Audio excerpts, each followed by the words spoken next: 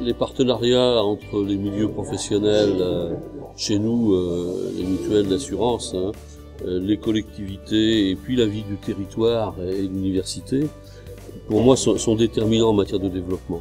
Je crois qu'on ne peut pas penser le développement d'un territoire aujourd'hui sans penser au développement de la matière grise qui est sur ce territoire. On a un véritable cluster de l'assurance sur l'agglomération de Niort, et ce cluster est lié à la présence de la MAEF et des autres grandes compagnies d'assurance, mais également à cette adéquation avec la formation. Il va y avoir des recrutements significatifs, 38 000 recrutements dans les années à venir, donc c'est pas rien. Il y a un sujet d'ailleurs de renouvellement des générations qui est significatif, donc bien sûr les interactions avec le monde étudiant est essentielle. En tant qu'universitaire, on a besoin d'un contact très fort avec les professionnels pour justement remplir notre mission qui est celle de la formation des jeunes au métier de l'avenir.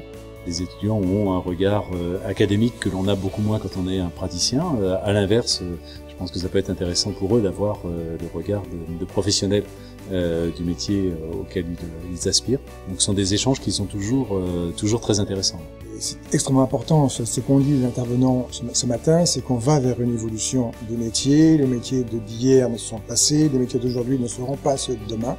L'intervention portait sur les défis qui s'adressent au monde de l'assurance.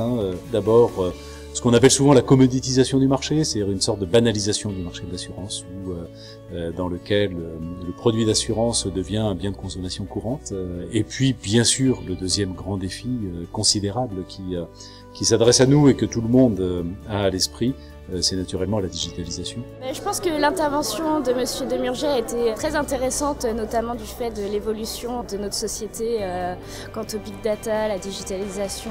C'est un secteur justement qui est tout le temps en évolution. Ça paraît déstabilisant parce qu'on se demande réellement où est-ce qu'on va. On voit en fait qu'aujourd'hui le diplôme en fait ne peut pas servir à appréhender tous les métiers. Et on nous demande d'être beaucoup plus ouverts. Ne pas se fermer en fait à un secteur type et réaliser que le milieu des assurances était un secteur où il y a beaucoup de choses. Ça rock, ça bouge, tout ça, ça me motive. Tous les métiers se réadapteront et qu'il faut qu'aussi nous ayons la capacité de s'adapter, ce que je pense est tout à fait possible. Le lancement du pôle d'excellence, c'est une vraie reconnaissance que nous apporte la Fédération et le GEMA, et également une reconnaissance au pôle universitaire niortais, qui voit ainsi ses filières reconnues, avec aujourd'hui plus de 90% de placements et d'insertion professionnelle à horizon 6 mois. Donc véritablement un pôle plus que jamais d'excellence et en pointe sur les métiers de l'assurance.